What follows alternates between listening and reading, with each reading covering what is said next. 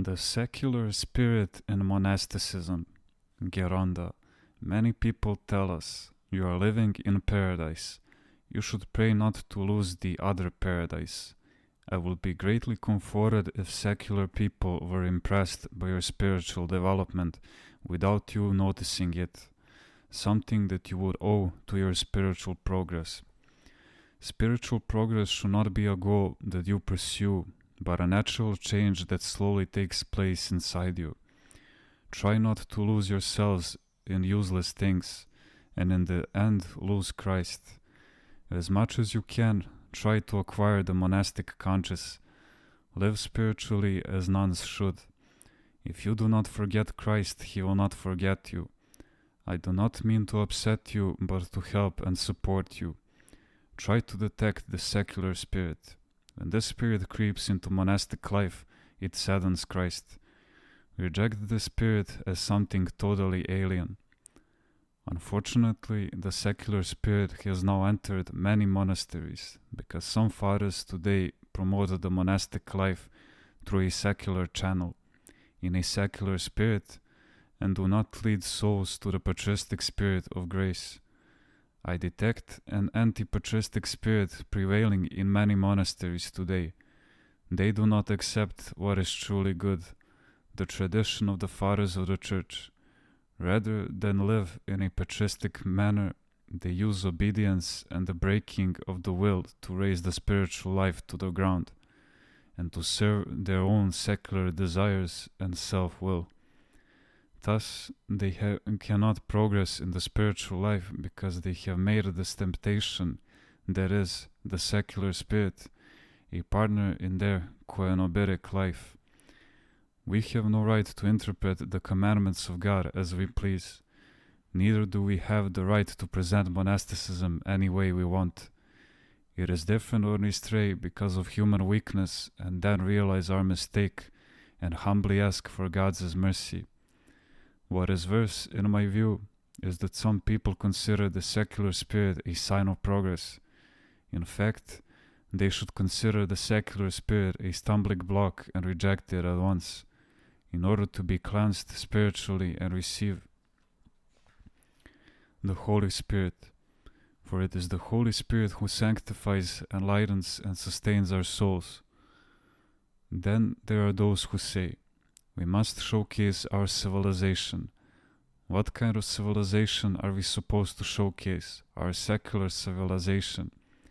The natural thing for us who live the monastic life is to show others our spiritual civilization, spiritual progress. Where is this spiritual progress? We should not aim to surpass the secular people with our own secular achievements. This kind of progress harms and torments even those who live in the world, let alone those of us who live in monasteries. We should run so fast spiritually that lay people will be forced to speed up and do something.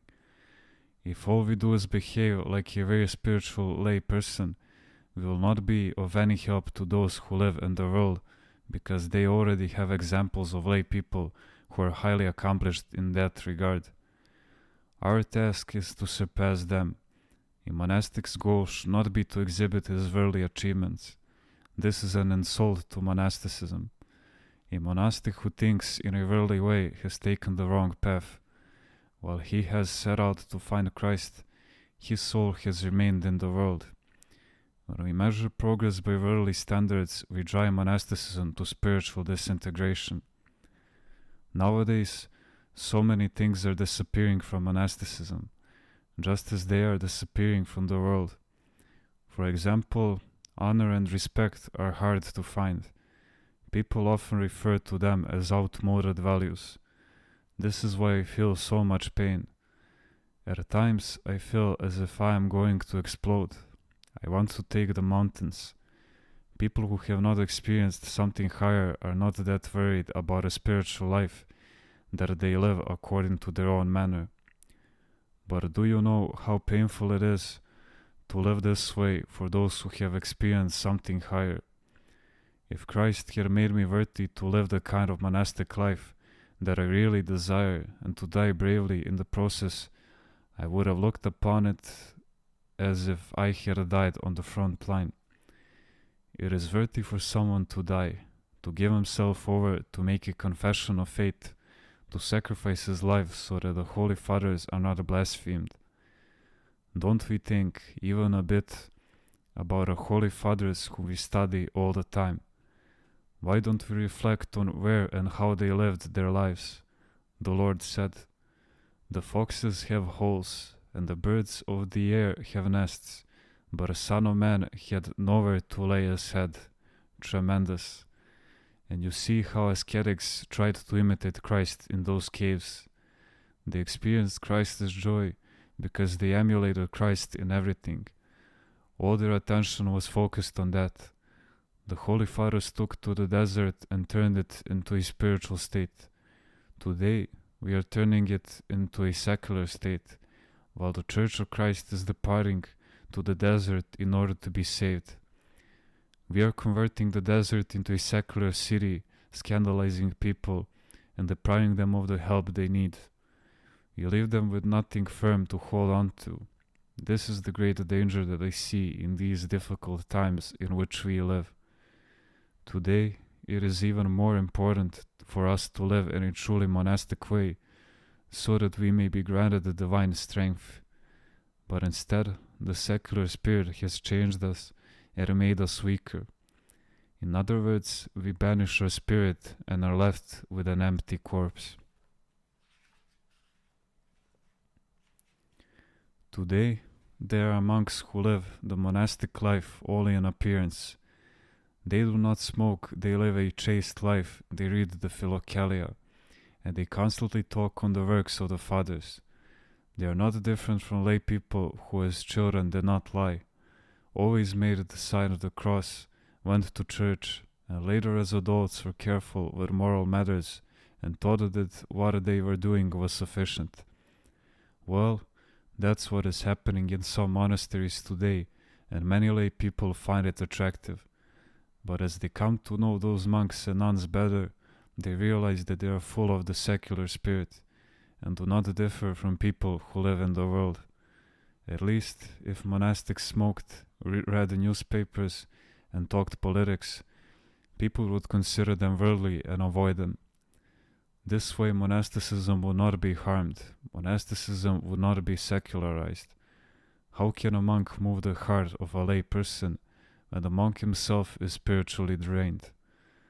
Alcohol will lose its sacred odor if we leave the bottle open.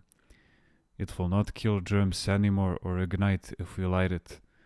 And if we put it in a lamp, it will ruin the wick. It's the same thing with a monk. If he is not careful, he will drive divine grace away, and will be left in the end only with his monastic habit. He will be like the alcohol that has lost its sting. He will not be able to cauterize the devil. Angels are a light for monks, and monks are a light for men. He will not even be a light to others. Do you realize how destructive the secular spirit is? If true spirituality leaves monasticism, there will be nothing left. When salt has lost its taste, it is good for nothing. Garbage will at least turn into fertilizer, but salt will not. If you put it on a plant, it will burn it. Ours is a time when monasticism should shine. It is in these rotten times that we need the salt. The greatest contribution to society will be made by monasteries that do not have the secular mindset and have reached a spiritual state. Monastics there will not need to say much or do anything else, because they will be able to speak through their way of life. This is what the world needs today. Have you seen what happened to the Catholics? I remember years ago when I was at the Stomian monastery in Konica. Someone brought me an article from a newspaper. It said, 300 nuns protested for not being allowed to watch movies and for having to wear their habits at full length and not up to the knee. I found it outrageous, and I wondered, why then did you become nuns? The article said that eventually they got rid of their habits. Given the way they were thinking, they had already thrown them away. Another time, I saw a Catholic nun who did not differ at all from a lay woman. She was supposedly performing missionary work, but looked no different from those very secular young women involved in various charities.